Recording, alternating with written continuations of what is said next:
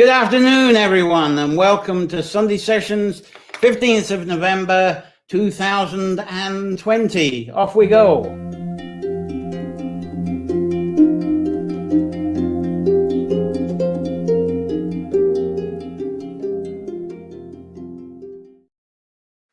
Hello there. Well, thank you for joining me. This is our weekly time of exploring nature-centered folklore, connecting this with your favorite sanctuary space and expressing inspired visions from your sanctuary and through your writing, through your poetry, music, which is the subject today, art, craft, performance, problem solving, and vocation. Now, today's Sunday session is an introduction to harps and bardic folklore. So today I'm going to be sharing a few lovely ancient harper bard stories to set the scene of the very enchanting bard tradition. And then I'm going to hopefully hand you over to Claire Roche, who seems to have unknowingly adopted the she-gifted ancient tradition through the creation and sharing of her songs. There's a few men that actually do this today. You may have heard of them. Robin Williamson's popular. There's Nick Hennessy. But there's hardly any women that really do this at all. There is a Scotswoman, Fiona Davison, who used to. She was wonderful, but she does something else right now. And there's Tara Jaffe, who beautifully shares Kurdic tales in her own Kurdic language. So she's a natural bard of the Kurds. But Claire Roche is a natural, and you can be in for a treat. So let's see who we got visiting us, joining in today. Hello there. We've got Georgina, a new one. Hello, good afternoon. And where are you watching from? Good to see you here. Great. And Donna's here. Right, Donna's arrived. Surefire regular. Busy morning here. And yes, you can pick this up anytime, of course. This is going to be archived as well if anybody misses this. And some of you will be watching this, no doubt, as the archive session. Excuse me. I'm going to start really at the beginning. How did the harp really get into Ireland? I've got quite a bit of a picture gallery for you here with all the different things. And the story seems to start, one of the stories of, and again, this is folklore, this is mythology, but I'm going to start with Canna Clúthmór, and she's sort of kind of known as, let's see if I can get her a picture of here. She's kind of known as Canola. Started off as a sort of a goddess of the sea. This is an artist's impression of her, which she wouldn't have had a harp like this, but I just think that's a lovely, pretty picture. And the story is she was resting on the seashore and she heard sweet music. And wondering where it was from, she was on a beautiful beach and she discovered that it was wind blowing through the ribs of the rib bones of a beached whale skeleton. And she wanted to imitate this, so she picked up some of the driftwood that was on the beach, and there were sinews from unfortunate beached whales and dolphins. And she made a frame with the beechwood, sort of trying to copy the curves of these whale bones, but then using the sinews, she realized that the sinews could vibrate a sound, and she put this into the frame. And she said, this is really enchanting, and words and inspiration were flowing through her. And she said, this is something that people should be copying. This is what people should be sharing. So the story is that this was copied and used by people around this island that we call Ireland. And so Canna Clúthmór then became known as the goddess of music, inspiration, and dreaming. But unfortunately, very few storytellers talk of her today. She's sort of become an unknown goddess. Now, there's a similar story connected to Cian and his wooing of Ethna, the daughter of Bala. And both became the future parents of the famous Lugh the Long Arm of the Tuath de Danann, which I'm sure you're more familiar with. And this was after McMoragh, the god of the sea, brought Ethna from Tory Island I'm kind of frozen up here. There we go. That's one of the illusions they've got. This is actually an artist impression of canola. And right now, this what we got here. There's a statue of McMoragh, god of the sea. I think it's the only one that I know that's hanging around in Ireland. That's somewhere between Derry and Coleraine, up on a hill. Fans, you can walk up to it. There's plenty of car parking. Fantastic place. Anyway, they were walking together along the beach near Ardragain. This is actually where the McMoragh caves are, and they are. This was not, tide wasn't out enough to see the McMoragh caves when I took that photo. But Cian, when walking with Ethna, he too came across the skeleton of a beached whale, and that had perished. And Cian went up and started plucking away at the rib bones, and out came this harmonious, enchanting music that he played to Ethna as a wooing tune from the whale's bones. And from that moment, Ethna declared her love and passion for Cian, and soon Lugh, the long arm of the Tuatha De Danann, was born.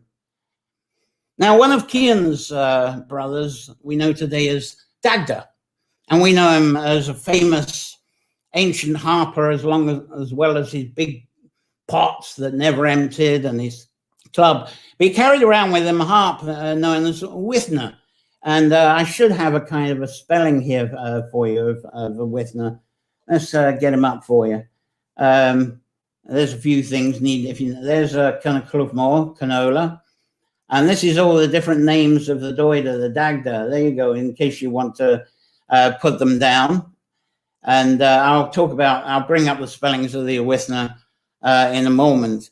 But one of Cian's brothers, it's a Withna.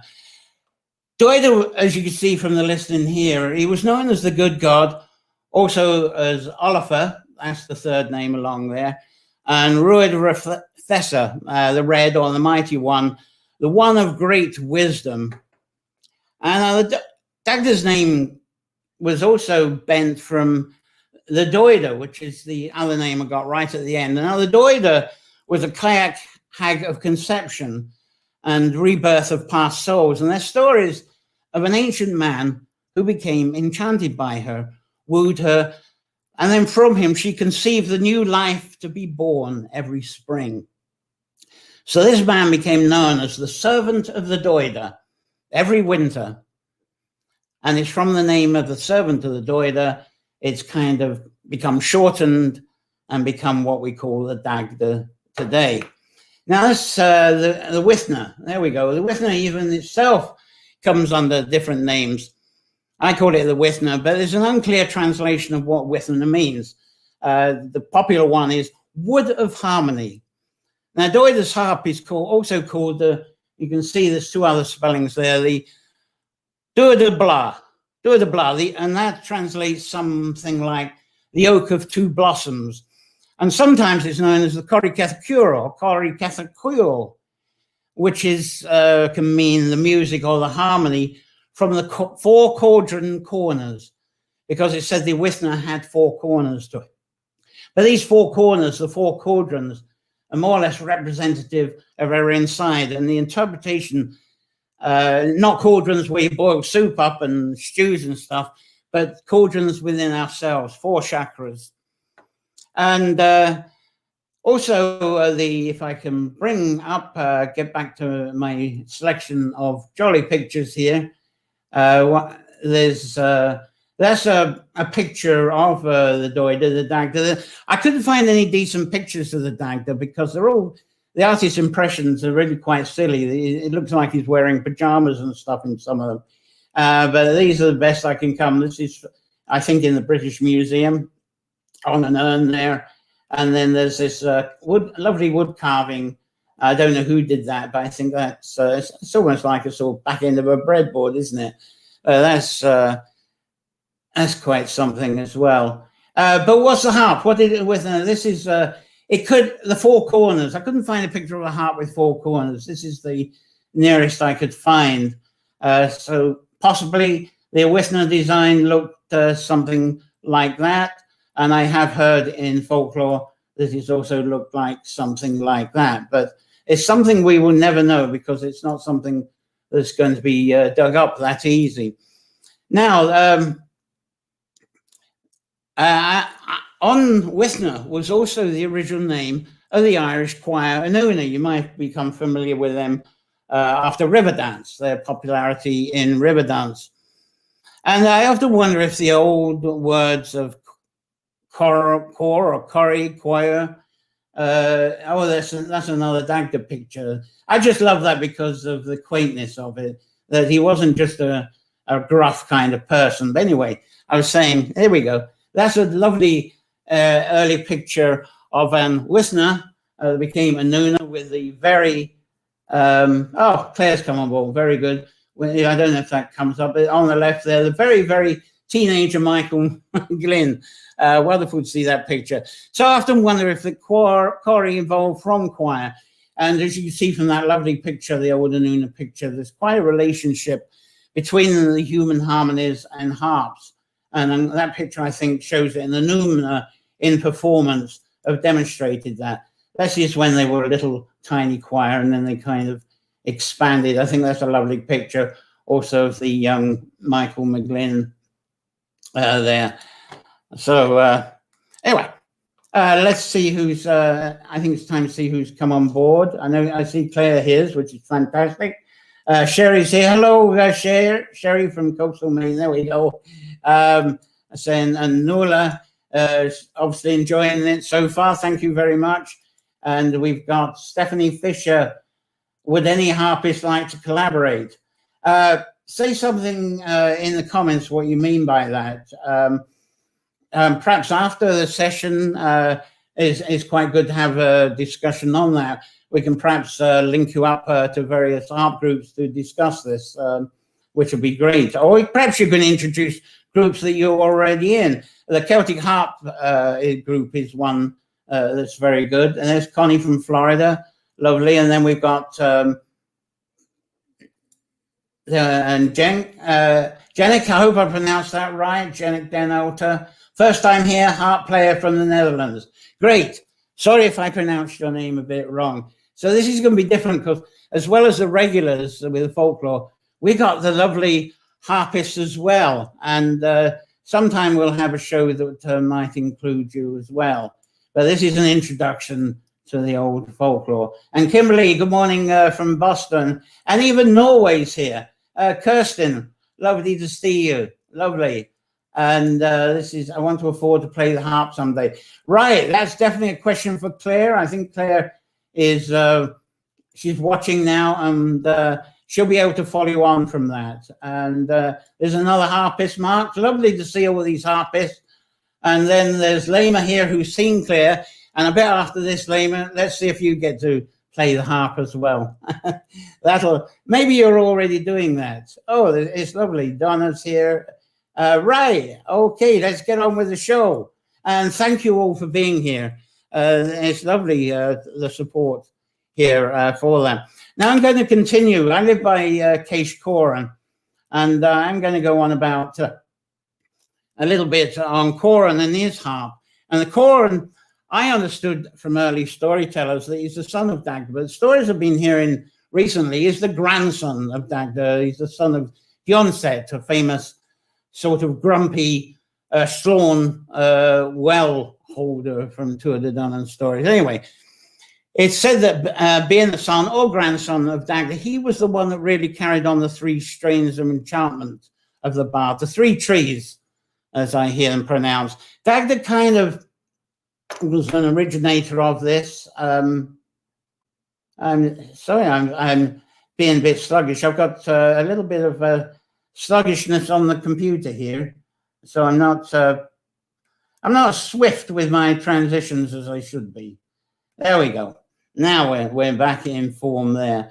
Anyway, Coran, son of Dagda, or grandson, originator of the three strains of enchantment of the bard, the three trays, and you harpists probably are very familiar with them, so I'm not going to talk much about the deeds of Coran today, but about the three strains. And I do bring this up in Sunday sessions because it's relative to a lot of the folklore. There's the gold tree, the strain of the sorrow, the melancholy, and, well, some of your harpists will be familiar if you've got the blues with that one. And then we've got the lovely judge tree, the joy, the happiness, the dancing, and the jolly tunes, and all that good stuff. And so after the sort of challenges of the sorrow and the solving of that, you're out into the joy. And then we have the sauntery, the sleep, the dreaming, the inspiration. And I love this artist's impression. There we go. There's a picture of the sauntery, my favorite one. And I was saying Canola being the goddess of the inspiration and the dreaming, as well as the music. Well, the wisdom of the three trees, the three strains of the bard, do seem to have been passed from Coran, from his father, Dewidd, Dagda. And Dagda, as we know, he went on to, after the stuff with the Morna Coricure and the Morrigan, he went on to mate with Bowen, or Boban of the Boyne. And he enchanted her with his harp.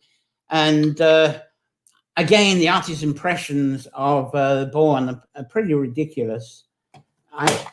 Something, oh dear, maybe my battery's flat. So excuse me if I'm going. This is a lovely illustration, I think, of the three strains. This is a modern sculpture. I think that's a lovely one. And there's a Bowen one from the Boyne. That's a kind of picture of her also being a goddess of the river, goddess of the salmon, a lovely imagery. But the other ones that I've seen of her, they look, as I say, she also has the multicolored pajamas and the makeup and stuff. But what's forgotten is the fact that her name is of the white cow. She is that, so that's representative of her there. Okay. Let's get rid of the white cow. Excuse me for the computer misbehaving at the moment. Anyway, there was three sons. There's one story which saying the Bowen had three sons from the Dagda, and because of the chanting in Withney, the three sons were sorrow, joy, and the third one either being sleepy or the dreamer. But the story variation that I like is of the birth of one of the famous folklore son of Dagda and Bowen, and that was Angus. And this story moves through the three strains of enchantment during the actual birth of Angus. The cry of sorrow from the soreness, from the pangs of the childbirth, the cry of joy from the pleasure of the safe birth, and the calming cry of gratitude when the Angus baby was fed and contented and was sleeping. Well, as for Coran, the harper, there's very few mythology stories really about him. He kind of made his harp from rowan. The rowan tree is actually named after him, an old name for rowans, Coran. And there's a well-known cell story. It's a local story. That's the only picture I could get of Angus going back. Right, come on. I have to remember to change my batteries next time. Sorry about that. There was culture. Huge sow from the Boyne. Came up from the Boyne. There's a nice artist's impression. Doesn't look like a pig. There we are. There's culture. And I've got a kind of a name. Let's see if we can get Kelcher's name up here. There. That's what you needed to know of the three there. And there's that sow herself.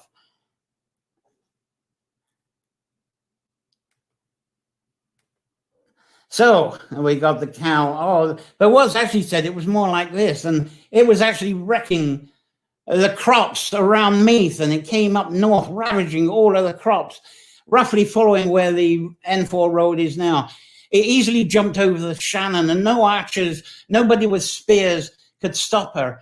And then there's a hill that was near here, the Cache Coran Hill.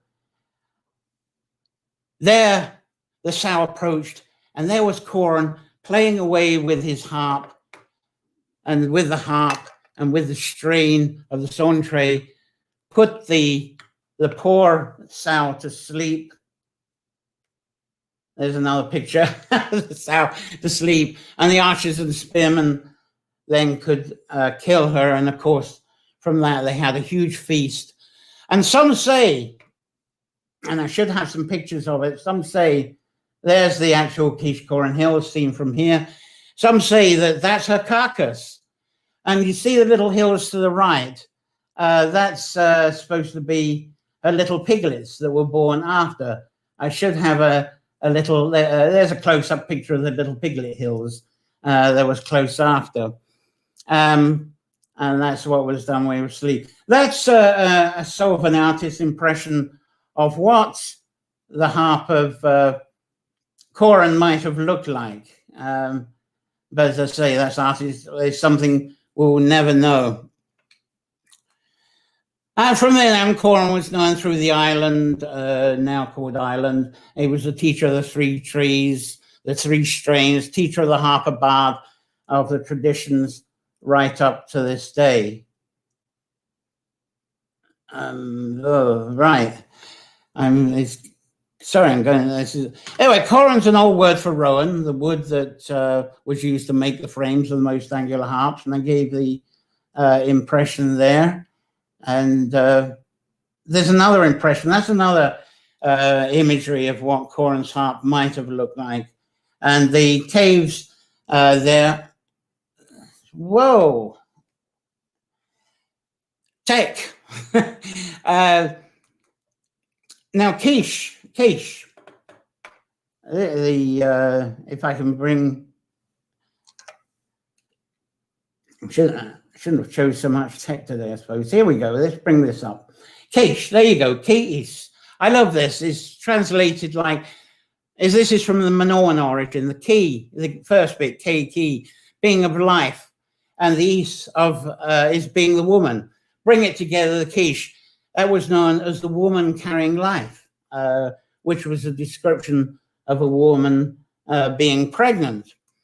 But later Císh being a word for a harper. It's a word meaning harper. A harper with a small enchanting harp.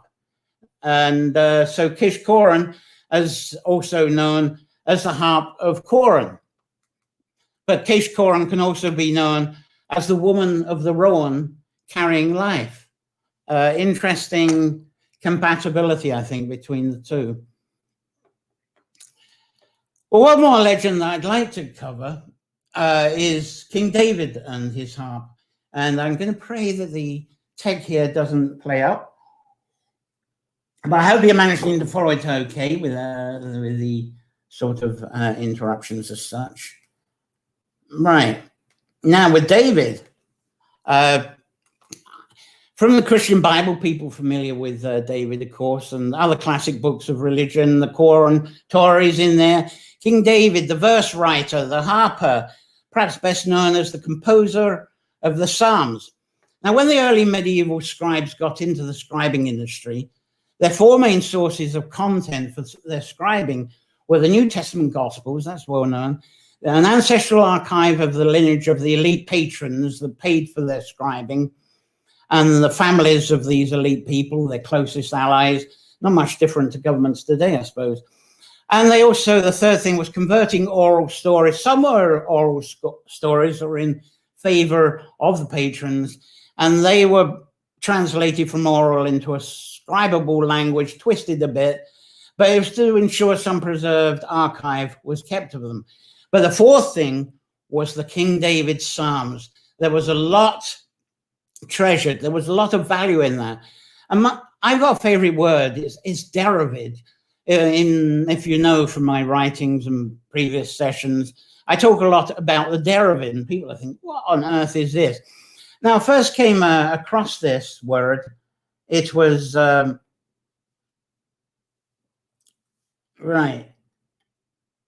Again, I'm playing with the tech here. Just get the David and Psalms. There's the Psalms book. Anyway, I came across it during the dot-com boom days of the 90s when a search got me to, can't remember what I was searching at the time, but it got me to an English translation section of the online archives of a museum in Beirut. And this was quite remarkable because this Beirut was at war at the time. It was war-torn and very unstable, but they really had these stable archives online. And there was a section with this online archive comparing the Middle East folklore and their tales with the Irish folklore tales. And this Deravid name, this word, just kept coming up. There was Deravid lads everywhere. And the translation seemed to explain that the Dera was of the oak, such as the oak in Kildare and Kildara, Derry. And the vid was part of what we use in vision, in video, and what eventually became the illumination word. Now, together, this translated the Deravid word as visions through some sacred wood. But when that's put together, that also translates as playing the harp. As I often say in these Sunday sessions, we're so used to using words to describe things, but in ancient languages, there wasn't the concept of things like we have today. The concept was more of the changing conditions that were going on.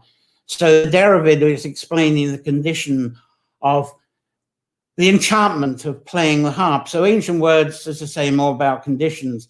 Now, it's interesting to think that the Dewidd harp, the Withny, is also in storytelling told of being made from oak. So that's just me thinking of the Dera bit. Now, the text online from this Terror Museum also claimed the king could not be a king or a chieftain without knowing how to play and use the harp for the vision. Needed the harp to get the vision, get the inspiration, and share that as prophecy to share with the people. And this is what guided the people. So it was a very important qualification of the king and chieftain to somehow be able to use the harp. Hence why King David is also famous for his harp and visions sung with accompaniment and through the Psalms. And I often wonder, we see the biblical ones, and that's the sort of harp I think he could have well had. But here in Castle Dermot, if you've been to the High Crosses in Castle Dermot in Carlow, I think it is, you'll see he's got what looks like an angular harp. And this was carved in 9th century, quite near, much closer to the David time than what we're at now. So I think that tells us a lot. I'm always fascinated by that. But I do wonder how there's some more oak there. I do wonder how the Psalms must have been like originally. We would never know. We just have the biblical ones, of course. But now on to Wales. There's the patron Saint David, isn't there, in Wales? And the translation of his name in Wales is the Beloved. But they claim that the David name actually is pre-Christian to Jewish. That's the Welsh story. But I'm going to go back to the Deravid because there is a place there called Deravid. And if I'm going to bring all these spellings because I'm going to come up with some wonderful archive spellings for you here. There he is, the Derwydd there. There you go, as a reference to you. Derwydd, Dera being the oak again. So let's bring up another oak tree just to verify that. There we go. The Derwydd. And the Derwydd village in Wales is said to be a land that was once very dense forests of oaks. It's only a very small village with a country house there now, big country house with a tea room, gardens, all that good stuff. But with many folks, Deravid is translated, when they pronounce it, I say Deravid. Some people, they mispronounce it. Well, it's not mispronounced. When they say Deravid, it comes out of Deravid, Druid. So is that a source of the Druid word? I don't know. Some people like to think it's from the Irish name for oak, Dura. But anyway, there's the Deravid. It's been translated, that word, as visionary, prophet, carrier of prophecies. So I think that brings us back to the Psalms and what they originally were. Now, I've heard of the Psalms being prophecies that were prophesying from the vibrations of nature. And when I heard that, it reminded me, I actually got sent to Sunday school, which is a surprise as a child. And at Sunday school, I was told stories of David using his harp to enchant animals and birds. He would bring animals and birds to him through his harp. So that was my first impressions of David. Now, the early medieval 500 AD David of Wales was also, as you see, there's another spell in the Derwydd there.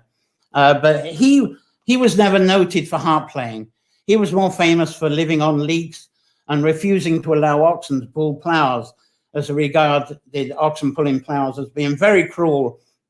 And there were even modern suggestions that he was a vegan. Anyway, I must slip in one more story. We're going to have Claire in a moment. She's well and truly ready there, but if I can clear this, I'm going to get into one kind of lovely story. There's David and his leeks. There we go. And if you don't know what leeks are, there's some leeks there. I got that one. Right.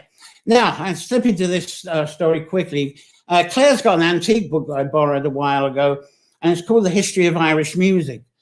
And with it, there are some annals, there's some pieces from the Annals of Irish Harpers. And in these two books, there's a copy of the Irish, there's a man holding, he's a famous harper. You might know who that is. He's holding up the Annals of the Irish Harpers there.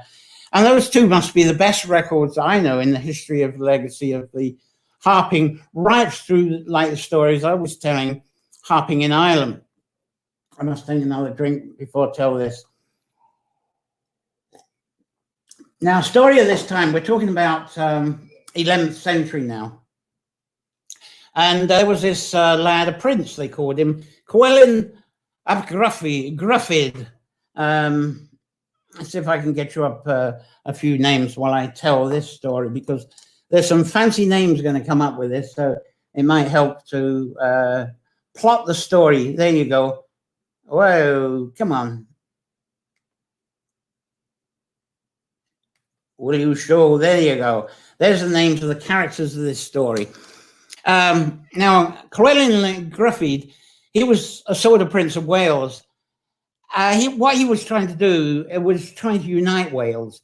Wales was quite separated because the people of Wales, they were driven out of what's now England by, first of all, the Romans, and they were put into Wales. Then when the Romans left, they drifted back down into their rightful land. Then along came the Saxons and pushed them back up again.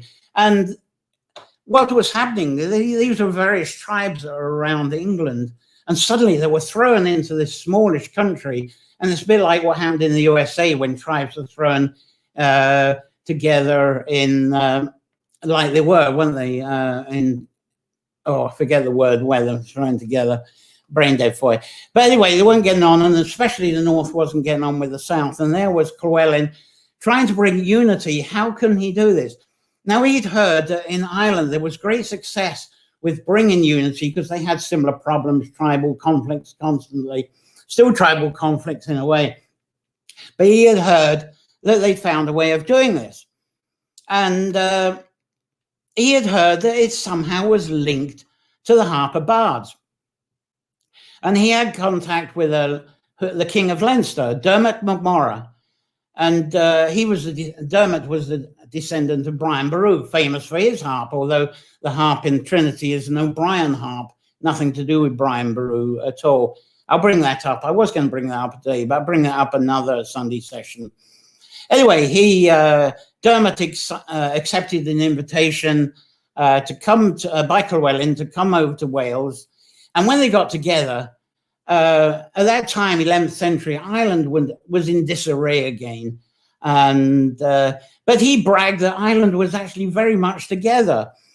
And he bragged to Llywelyn, the reason they were together is because of the harper bard traditions of Ireland. It was the harper bards that brought everyone together, bragging away about that, how this brought Ireland together, how all these harpists. But that was BS, because the Feast of Tara, where all the differences have been settled every 3 years, and where the whole island eventually honored the High King around this time, around this so-on time. But this was all BS because that stopped in 530 AD when Columbkill was tried with the Battle of the Books, and he was sent off to what is now Scotland and landed on Iona. You're probably familiar with the story. So Ireland, since that 532 AD, had been untogether for about over 500 years.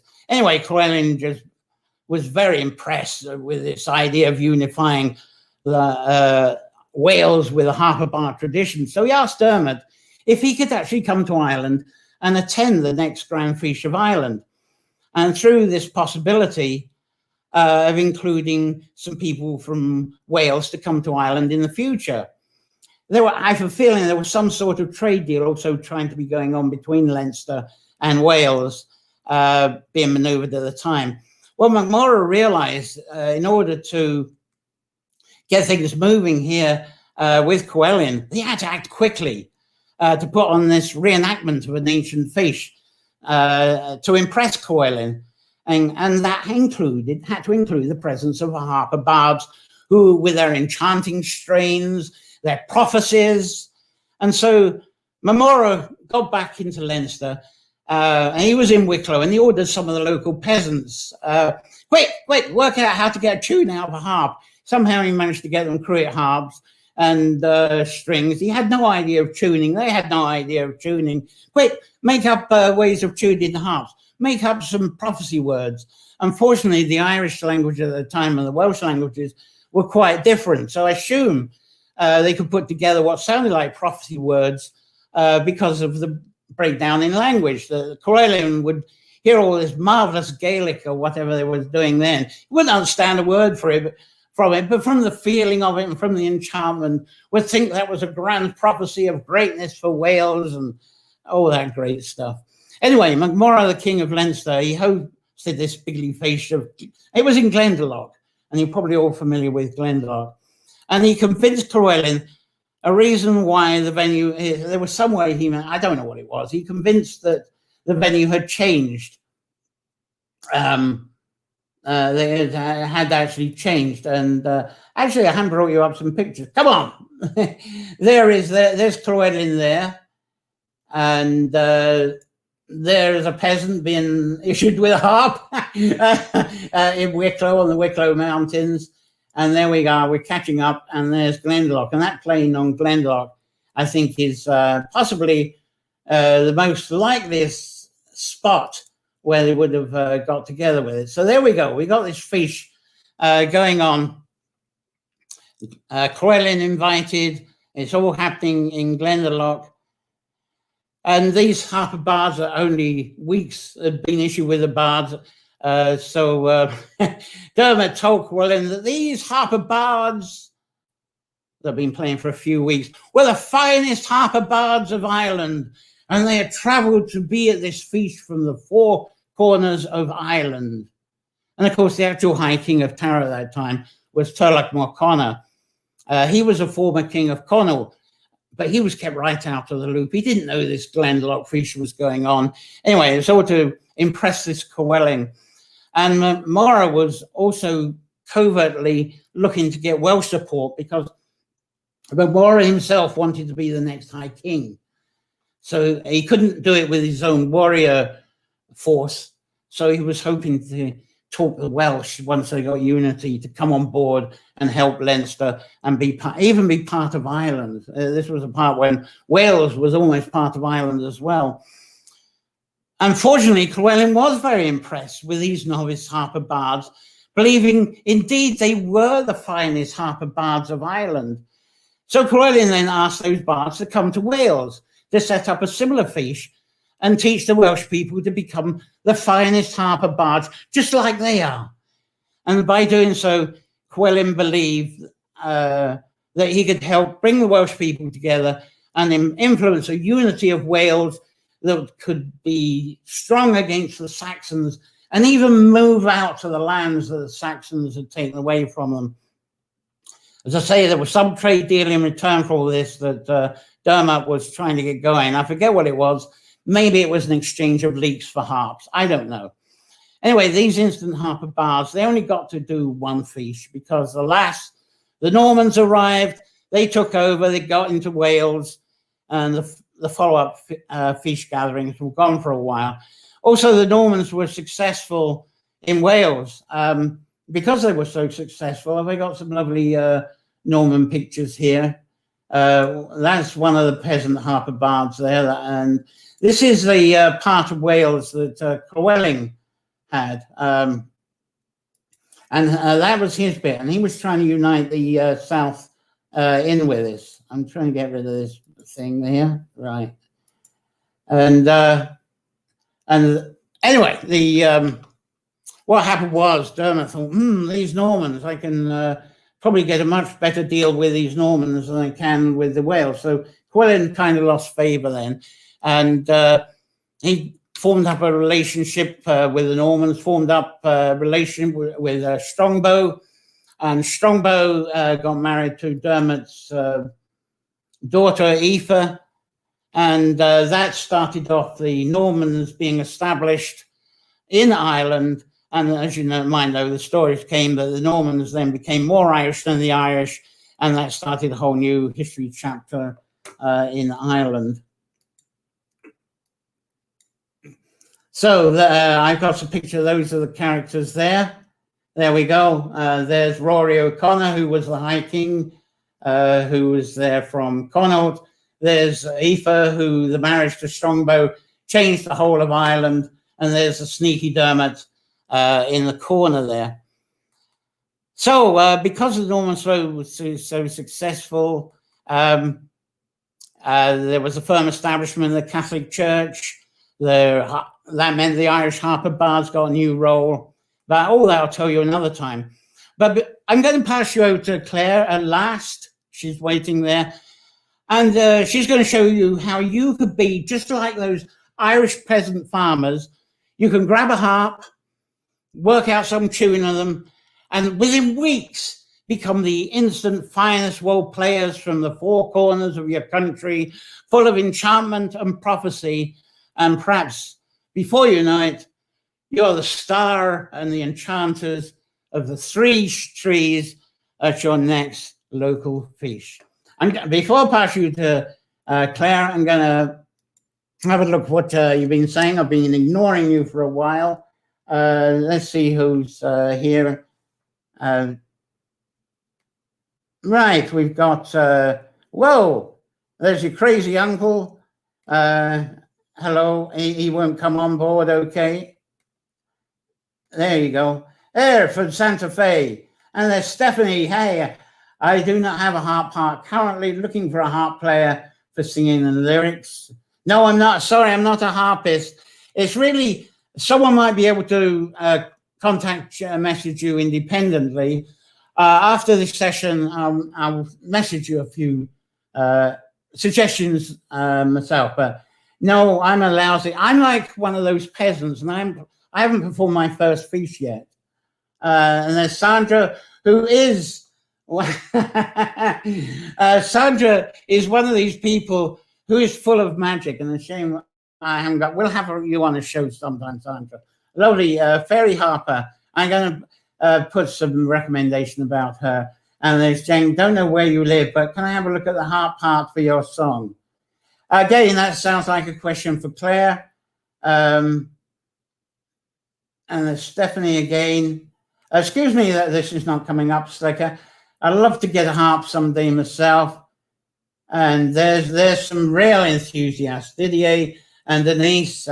We don't play harp, but Didier does lovely photographs of harp players.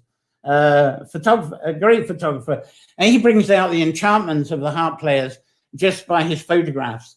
I'll have to see if I can post something on that. Wonderful. And then we got Stephanie Fischer. Claire will probably be able to answer these when she has a break on that. But anyway, that seems to. I'm so pleased. There are all these harpers. It kind of changes the kind of tune, theme, everything about this. So after leaving you in suspense, let's bring on Claire now. I better put my headphones on so I can actually hear what Claire has to say. Right. Claire, hello. Hello, John. Can you hear me? You look very invisible. I don't know how have you got the you've got the camera in an odd place. Yeah, your camera is in a very strange place. Yeah, we're only seeing half of you. That's it. Is that better? Oh yeah, very clear now. Oh, much better. We've even got from you. That's fabulous. Is that better? That's brilliant. So this is Claire Roche, and she's going to show you how you can pick a harp from nowhere and be the star of the show at the next fish in your area. So fire away, Claire. It's lovely that we've actually got you here at last. And thanks to everybody for the patience in waiting. John, I think you're, what's this? I think you see me through rose-colored glasses. Now, all I can do is tell my story. I wouldn't assume to say, you know, look at me and then, you know, go off and win faces. Now, can you hear me all right? I can. And I think the audience look as if they can hear you as well. Well, look, thank you very much for coming. And I've jotted a few notes down so that I don't waffle. And what I'd like to begin with, well, first of all, thank you, John, and thank you, everybody, for coming. But the first thing I should say is that unlike immensely successful composers and songwriters, I have a tiny little miniature way of writing songs. And I suppose all I can do is share what my experience, and I really hope that it will be of value to you. And so I would begin by saying that it was such a help to have learnt music as a very young child. Nowadays, there's incredible ways of reading music. And there is a tension, of course, between somebody who learns by ear and somebody who only reads music. Now, I was fortunate to have both these elements. So in harp school at age 12, the wonderful harp teacher would call out the chords. And that was an amazing way to learn. But Mrs. Ferreter was her name, but one of the most beautiful things she said to me was, go over there now, Claire, into the corner and compose. So we had already learned chords, which was a terrific help because you could see it visually. And as you know, the harp is like a piano. And I compose songs on the piano as well. So I can visibly feel and see the chords, and it's such a help. So, you know, an awful lot of the chords would have been, you know, E, and this is how she used to tune. But so having told you about the tension between a brilliant virtuoso musician and somebody like myself who really hadn't the education in music. I had studied harmony and theory, but I couldn't get it in my head. But what I could see was the adventure of notes on the harp. And I would say that lessons are a great help. As I say, they give you, you know, structure of chords, which are the recipe, if you like, for your work. So you could be given a chord, that's A, but then you can make all sorts of different variations. And it's just the way your fingers go. Now, I will always be a novice because I'll always be learning, having taken up the harp again at age 36, and that's not today or yesterday. But the important thing about that was that to say to you that I hadn't the courage of my own songs, and I was defined by what I wasn't. I wasn't a concert harpist, and I wasn't an Irish harp, which is over there, a traditional Irish harpist. I was a singer harpist, and that kind of didn't fit anybody. So I just finally got the courage at age 36, and I'd forgotten everything. So really, I was a novice completely, but I just followed my own path. And as a child, all the ages from 13 upwards, I had recorded on a reel-to-reel tape. And I would say to you, as you sit down to any instrument, if you've any little tinkle of harp of a sound in your mind, jot it down quickly, jot it down or record it, because this would be your harvest. I mean, 45 years later, I found a complete entire song that I recorded 45 years later. I had found it on the reel-to-reel tapes. And the reason I'm saying that is so often we are pushed down by what we are defined as not being, which is a very roundabout way of saying, go with your heart and with your soul. And that's how I came to compose. I would say the basis was of extraordinary love and passion for the subject. So maybe as a 16-year-old, I would have learned maybe a few chords, but the essential thing was to sit down and experiment and wander, and as John said earlier, dream. And I've always had a passion for feels. So I would sit down, I must have done that all those years ago, and just made this up and perhaps taped it. But I do hope you'll like it. John speaks to me, he can see more than I can do. He says I use a lot of drone. And I do. In so much of the music would be a drone, and that's the basis. That's like your airport. That's where you're lifting off. And so you might, for the harpers amongst you, you might just see the unusual way I go with this, because I just kind of fiddle around with the accompaniment. But the words and the accompaniment come together. They're just one thought, as James Joyce said, forged from the smithy of my soul. So without further ado, you might like to hear this. I was 16 or 17, and it was sitting in a green field.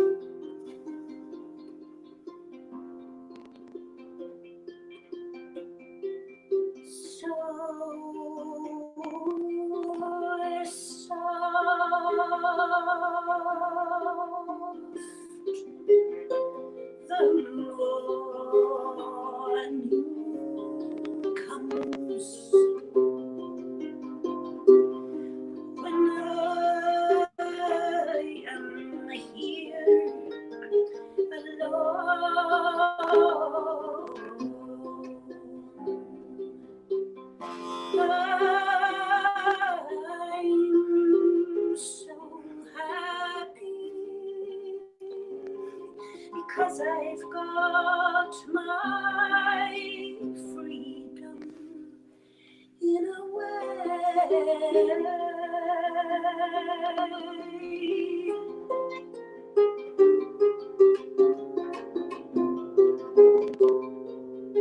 And I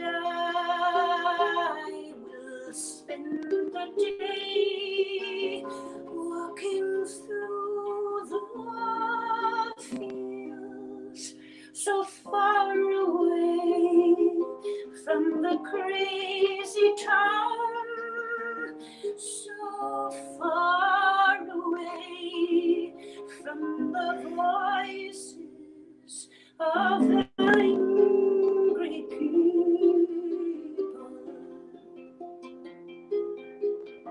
When the sun goes down and the earth is dark once more, here I lie in the middle of a green field and stare at the stars.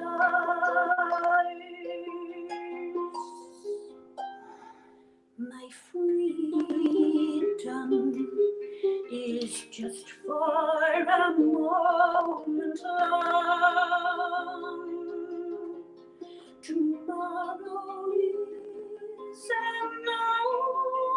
another day, and I must be real then. And when I go, I'll take with me the memory of these green fields where daisies grow.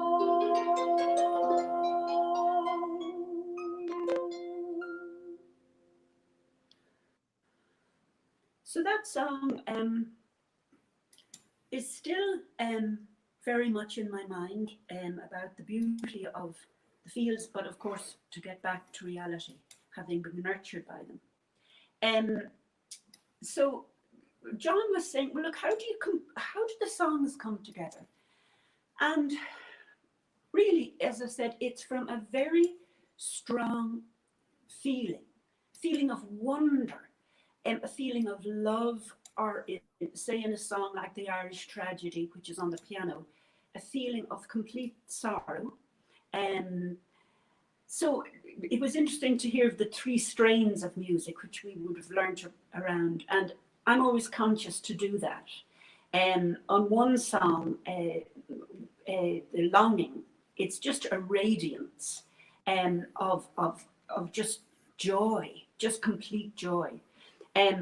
But I don't want to go on too long.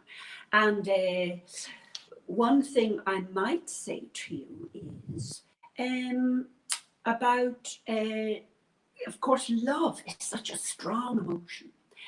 And John was speaking about prophecy and dreaming. So this song might mirror that. There again, you will see the accompaniments are so simple. They're not technically brilliant. Now I would love to do more lessons to be technically brilliant. However, as I said to you, I go with what I have, and that's just to sit down.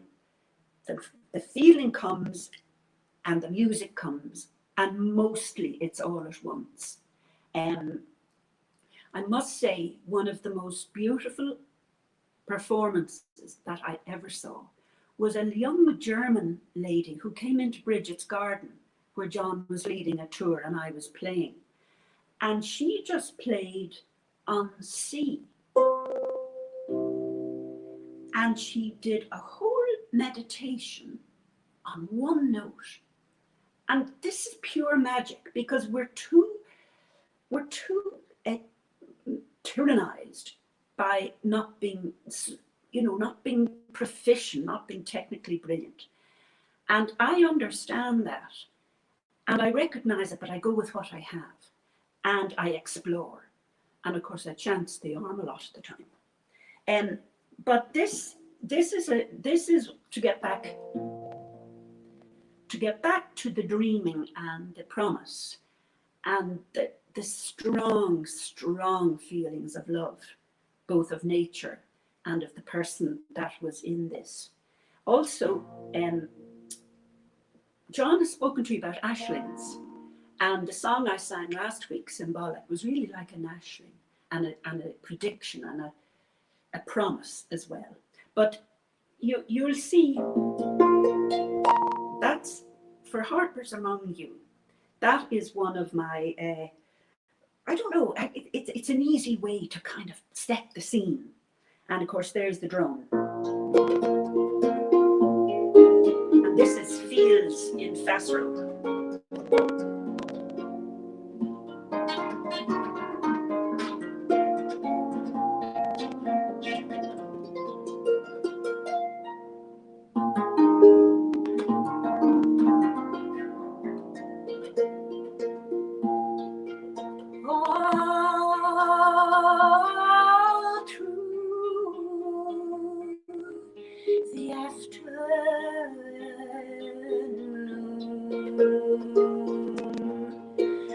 The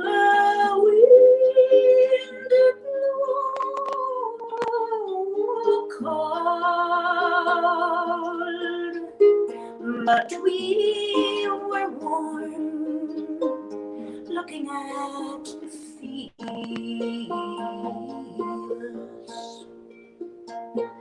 Cruel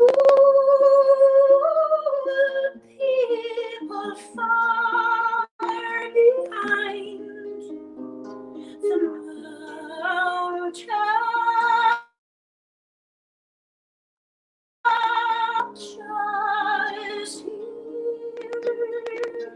We have no fear of meeting you here. We walked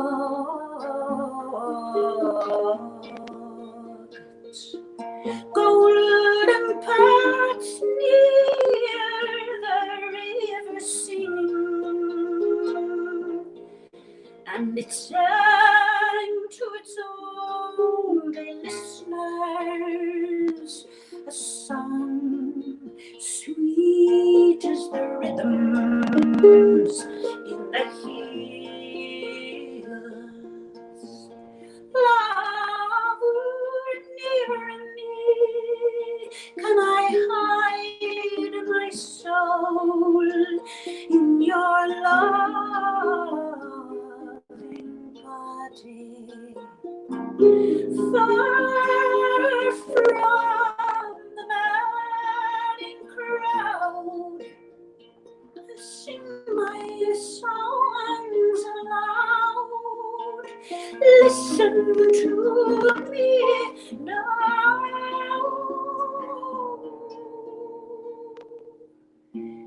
Feels beneath the sky, this earthly heaven.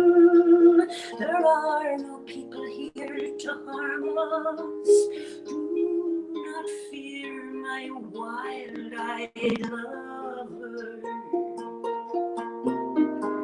Do not fear, my wild-eyed love. I will hold you close. I will hold you close. I will hold you close till the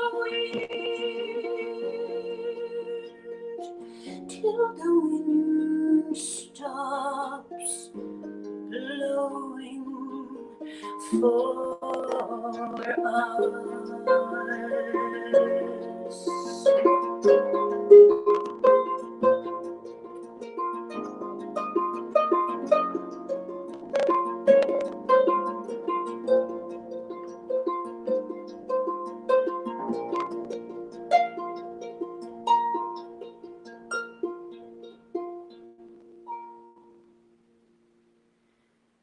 So really, I think it all boils down to love of what you're going to sing about, and maybe a little bit of chording, or maybe not.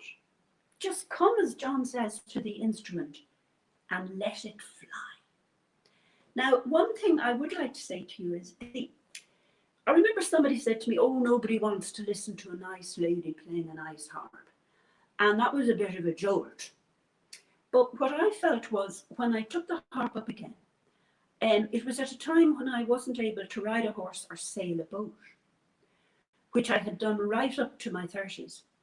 But this harp, and I hope your instrument, your harp or your piano or your guitar, will have the same primal lifeline that it was for me. This is like nestling against a horse's head, and the shape is like a harp, like a boat. So the adventure in it. Now, I want to finish because I know the time is going, but the proof of the pudding is in the eating. And last night, John said, well, will you play the Irish harp? Now, let's see, can you see me still? No, you can't. I'll have to push this out of the way. Then I'll bring the Irish harp. And so this is the proof of the pudding in the eating. And John said, oh no, I'd love you to play the Irish harp and play your own songs. So this is what I did last night about 8 o'clock. Now, to be honest, no, it wouldn't break records or what would they call it? It wouldn't be top of the pops. But I thought you'd like it. I was just sitting here, and you hear the drone, which I love, because I say it's like a boat taking off, and then a little twiddle.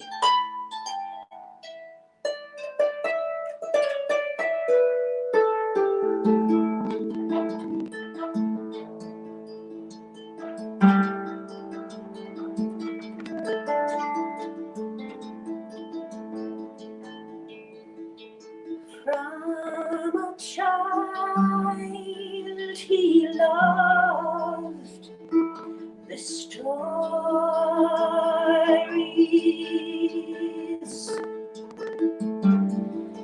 and he loves the trees, and found nurture and safety there. That's my John. That's my John. I don't know how he can remember all the stories and the names of trees. He's a gift. He's a gift to the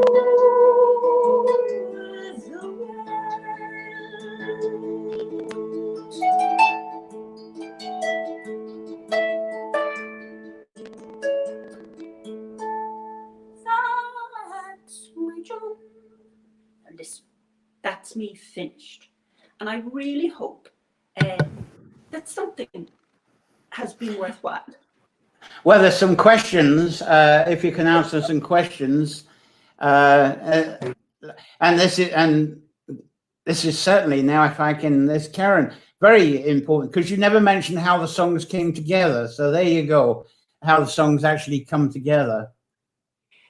They come together out of a strong feeling about something, whether it's emotion or an exquisite thought about how exquisite nature is. And sitting in a green field is exactly that.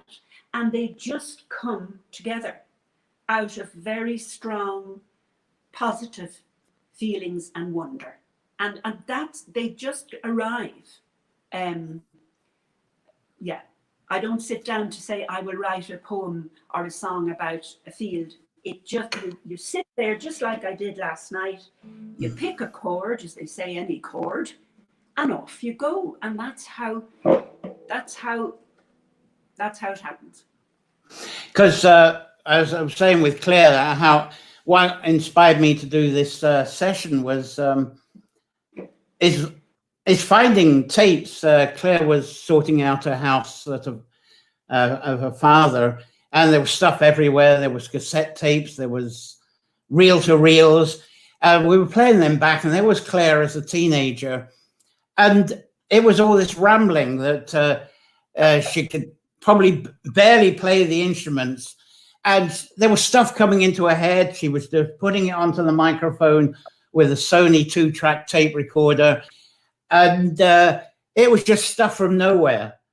And she then went back to it and crafted it.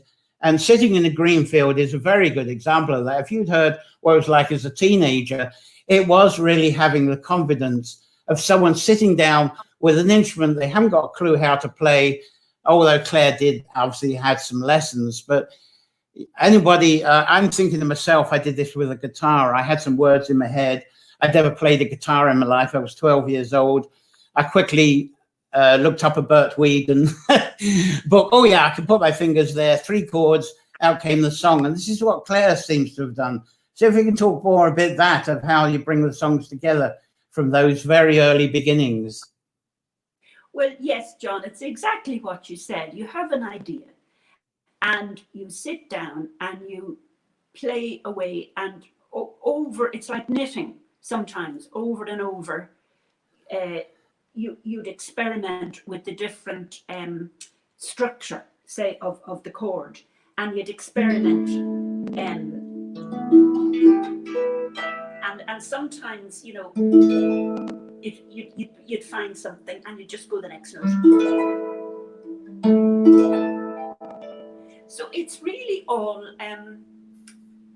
what can I say? It's by ear. It's definitely by ear and by feeling.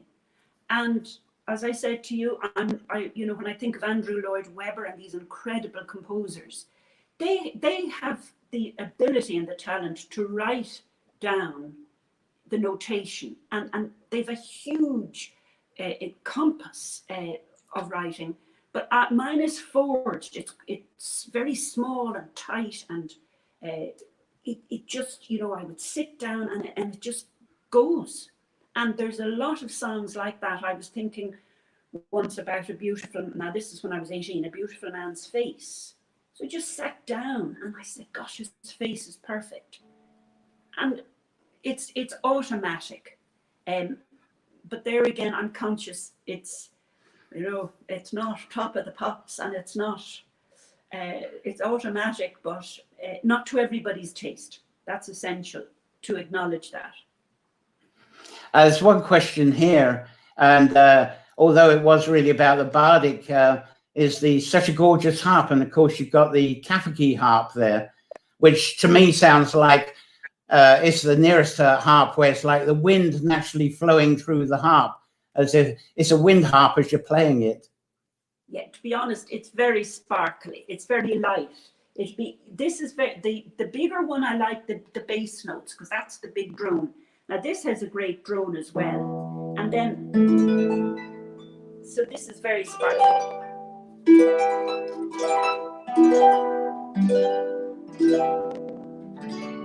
You know, it's very light. A lovely deaf man came to a concert when I lived in America, and I was so humbled. He said, down here, he said, it's very, I know it's very deep and big. And he said, up here, it's like the birds. And I thought that was so lovely.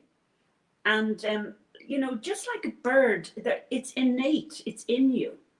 And so I knew what was innate in me, that I hadn't the technical ability, because there were so many years I didn't learn.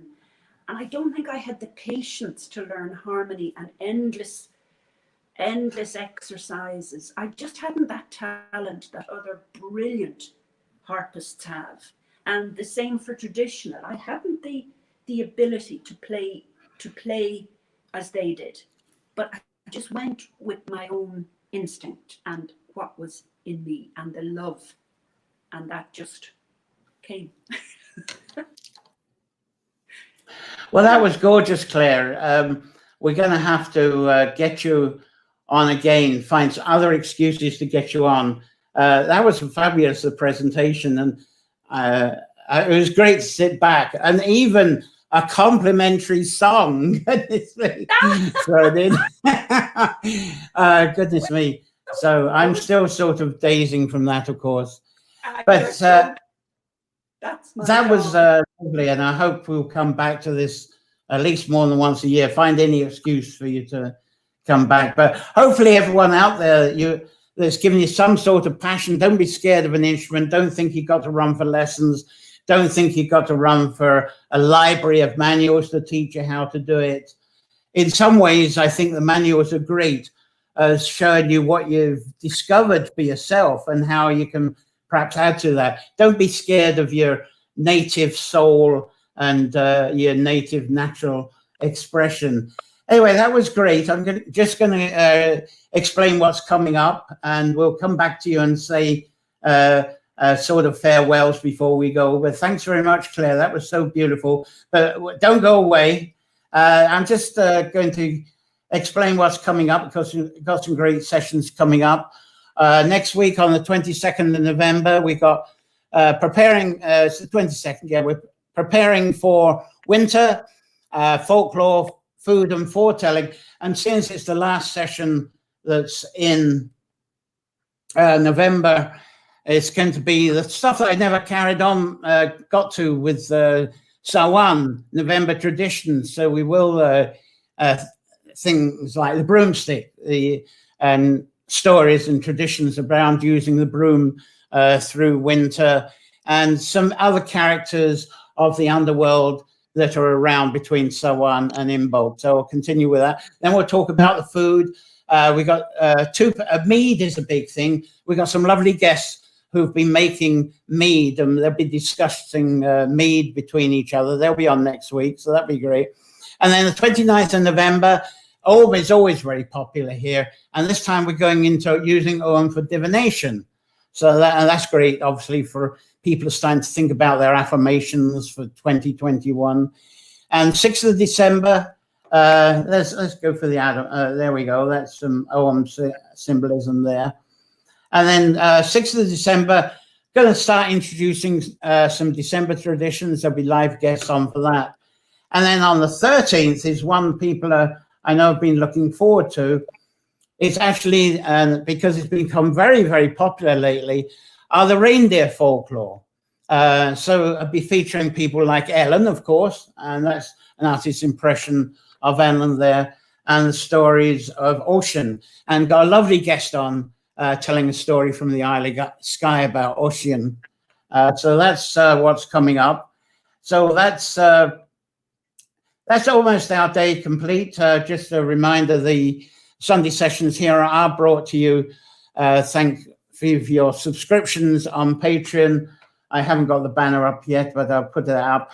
And for people who are subscribers on the Patreon, I am putting together a course of she, water and tree folklore, and I hopefully as soon as possible after the Christmas I'll have the first sections out to you, and people that are subscribers are just going to, I'm not doing course fees on this. It's going to be just the subscribers, a gift to them, the ones that come on to the Patreon there. So thanks very much, everyone. This has been fabulous with Claire, and not so fabulous with the computer today. There should be a bell. I gather there's a new bell below in the Facebook as well as on the YouTube, and you can click any of them and it'll give you reminders of what's coming up. Let's give you one more check here to see what you lovely folks are saying. Terrell, many thanks. Thank you for being here.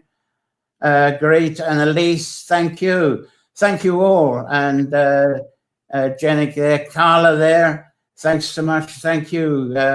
And someone that hasn't come up there, Carla, thank all these people. And Suzanne, there we go. Suzanne and Sandra. One day we'll got to leave. Got to see you sometime. Tea time in Tennessee. All right, great. Thank you all for being on board here. That's lovely. And Claire, let's get Claire back up. There you go. A few words to everyone. Thank you. Hello, Claire. Thank you, John. One thing I didn't mention, maybe not enough, that the note itself sometimes is the direct feeling, the direct emotion. And in visiting our James Blennerhassett added notes that entirely summed up my son, just in a few notes. So, a note, a phrase in the songs can just immediately express the emotion. So I'd like to say that. Ah, that's fabulous. Now, for anyone who's watching later, because this is archived, please keep your comments going. Keep asking the questions. I can pass them on to Claire. And this is sort of going to be archived for life now. So to everybody there, enjoy a safe week full of your wonder, inspirations, and celebrations and enchantments. Until next Sunday, play well. And so from both of us, it's our bye-bye.